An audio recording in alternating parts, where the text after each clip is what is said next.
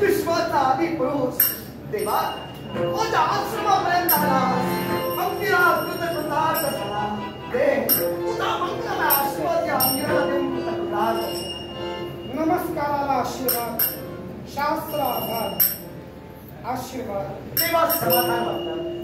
अंगिरा महंत तुम्ही मला इथे येण्यास भाग पाडिले. काय हो तुम्ही मला इथे येण्यास भाग पाडिलास. तेव्हा आपल्या मुखातले शब्द मी तुला इथे येण्यास भाग पाडले तेव्हा मी समजू शकलो नाही. प्रजापती दशरथ यांची कन्या सती, या सतीचा विवाह कुणाशी ठरला? माझा पुत्र सतीश. स्वार्थ की परमार्थ? स्वार्थातून परमार्थ. नेमका प्रकार एकच. प्रत्येक बापाला आपलं रक्त हे प्रिय असतं. अर्थात माझ्या पुत्राचे हात वेळीच पिवळे व्हावे ही बाप या नात्यानं माझी इच्छा आणि म्हणून प्रजापती दक्ष यांच्या अनुमतीनुसार माझा पुत्र सतीश याचा विवाह खऱ्या अर्थानं मी जुळवून आणलेला आहे. पण या ठिकाणी स्वार्थ आपण साधला नाहीत का? तेव्हा परमार्थ म्हणून सत्विश्वाच्या लग्नाचा विचार केला, पण त्या बदल्यात स्वार्थ कुठला साधला? तेव्हा जर स्वार्थ तू म्हणत असशील तर माझ्या मनाचा स्वार्थ एकच होता. मी तुला असं म्हटलेलं नाही की मी स्वार्थाला विवाह कोणता स्वार्थ? तेव्हा स्वार्थ माझा एकच. अर्ध प्रजापती पद मिळवावं हा माझा स्वार्थ होता. पण स्वार्थातून परमार्थ म्हणजे माझा पोराचा विवाह. अंगिरा महंत तुमच्या बाबतीत माझ्या मनात गुन्हा निर्माण होऊ लागली. कारण आपला मुलगा कुरूप असताना सुद्धा प्रजापती दशरथची कन्या सतीच्याशी विवाह योजिताना धाडस कसाच केला? तेव्हा मी तुझ्यापेक्षा निश्चितच लहान आहे. तुझी योग्यता माझ्यापेक्षा महान आहे. पण तरी सुद्धा देवा सांगतो आहे पुढे अधिक शब्दाने खऱ्या तर माझ्या मुखातून जर काही शब्द बाहेर पडले असतील तर क्षमा कर. पण तुझ्या प्रश्नाचं उत्तर देणं हे मला अनिवार्य आहे. तेव्हा दक्ष प्रजापतींची कन्या सती या सतीशी माझ्या पुत्राचा विवाह मी निश्चितच योजिला. पण कोणतीही बळजबरी करून नव्हे किंबहुना कोणताही मानसिक खच्चीकरण कुणाचं करून नव्हे तर दक्ष प्रजापतींनी स्वतः म्हणून खऱ्या अर्थाने विवाह संमती दर्शविली. म्हणूनच माझ्या म्हणून मी तुमचा धिक्कार करतोय. काय करण्याचं कारण काय? अंगिरा महंत तुमच्याकडून मला ही अपेक्षा नव्हती. या विश्वाच्या ठिकाणी प्रजापती दक्षांनी प्रत्यक्ष मायेची भक्ती केली होती. हे माये माझी कन्या म्हणून तू जन्म घे म्हणून तिच्याजवळ विनंती केली होती. त्या मायेनं सती या रूपाने जन्म घेतला. याचा विसर दक्षांना पडला. ठीक, दक्षाला त्याचा विसर पडला असेल त्याबाबत माझं दुमत नाही. पण ऋषती प्राप्नोति सर्वार्थ मंत्रान ज्ञानेन पश्यन्ति संसार पारवायती. जो मंत्राला अधीन करून घेतो आणि अखिल विश्वाचा संसार चालविण्यासाठी स्वतःचा सद्भाव भक्तिकाम केवळ योजितो त्याला ऋषी म्हणतात.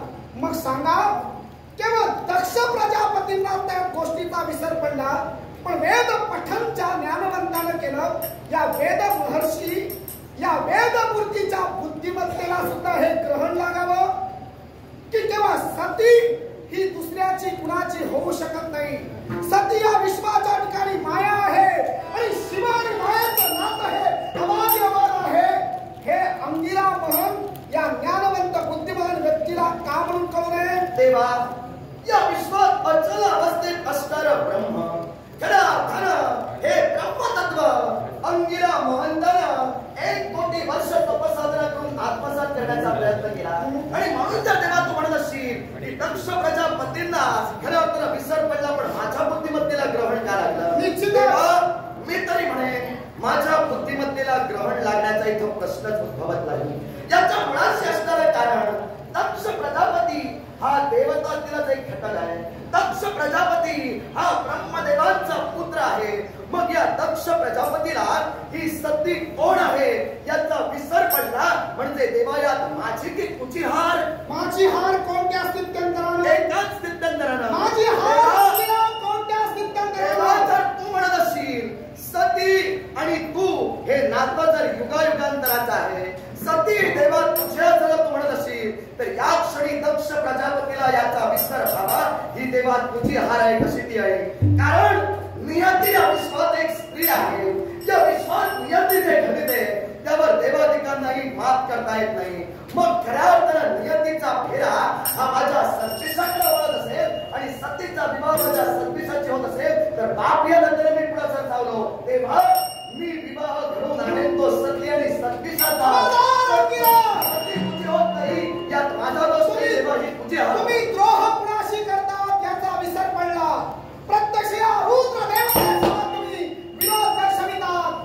सती ही माझीच आहे. हे जन्म जन्म युगायुगाचं नातं आहे. अर्थात अनंत युगापासून आतापर्यंत मायेचे अविश्वास 9 अवतार झाले.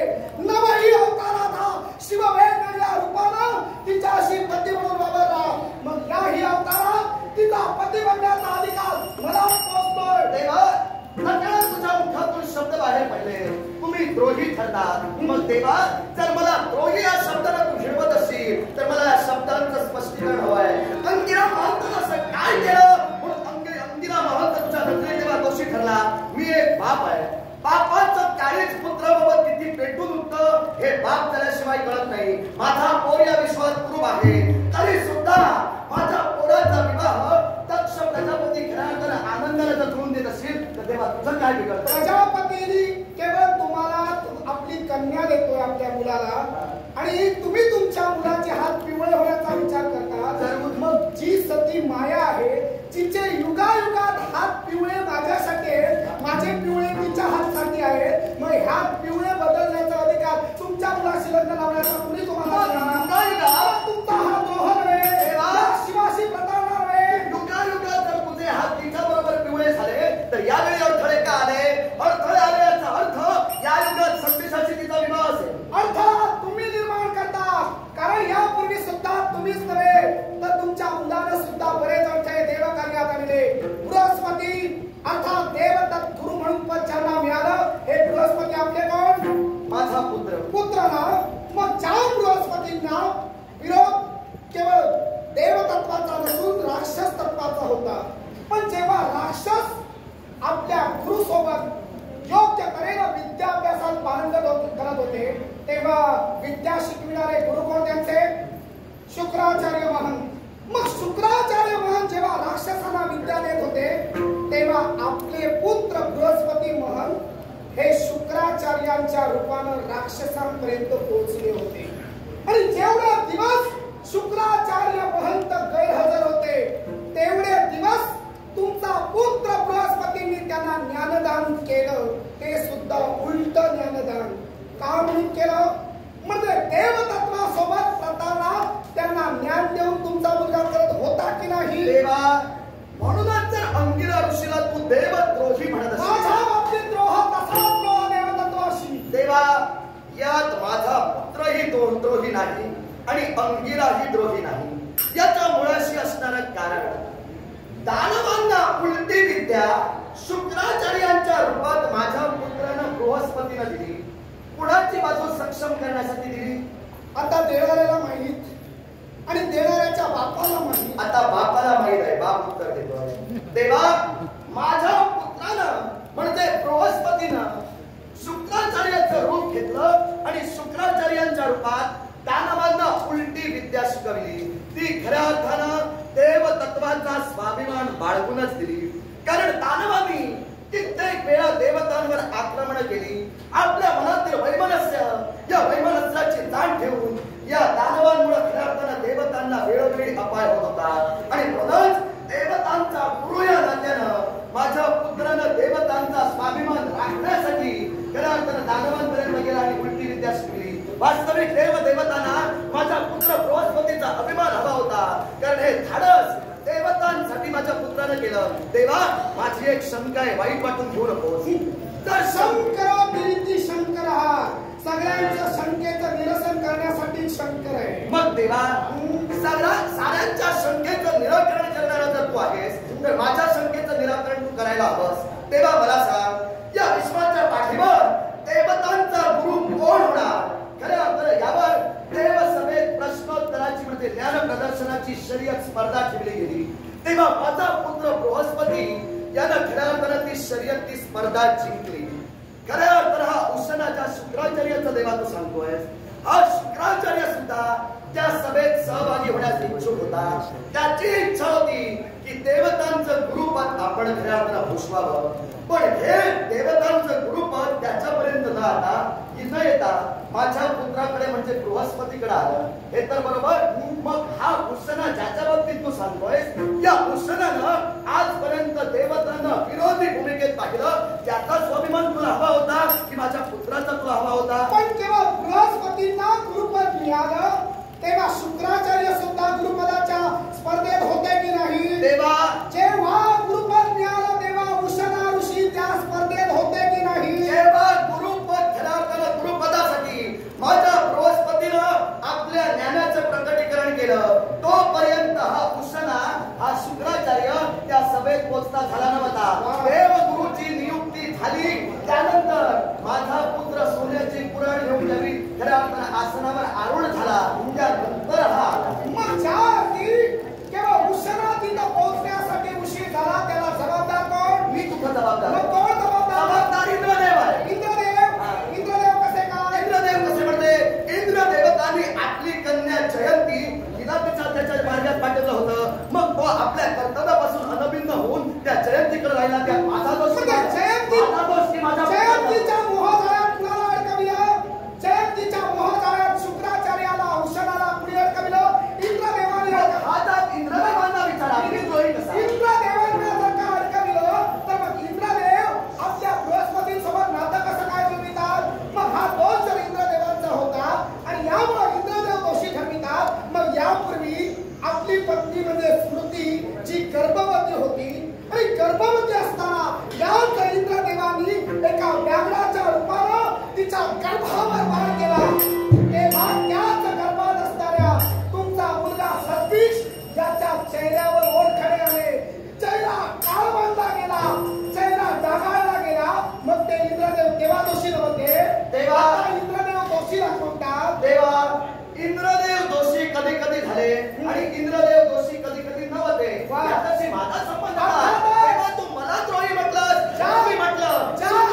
शुक्र त्या सभेत पोहोचू शकला नाही याच्या मुळाचे कारण इंद्रदेव होते. इंद्रदेवाने जयंतीला सांगण्याचा उद्देश एकच की ज्या इंद्रदेवाने आपल्या पत्नी स्मृतीच्या बाबतीत अविचार घडविला त्या इंद्रदेवाला कधी शासन केला?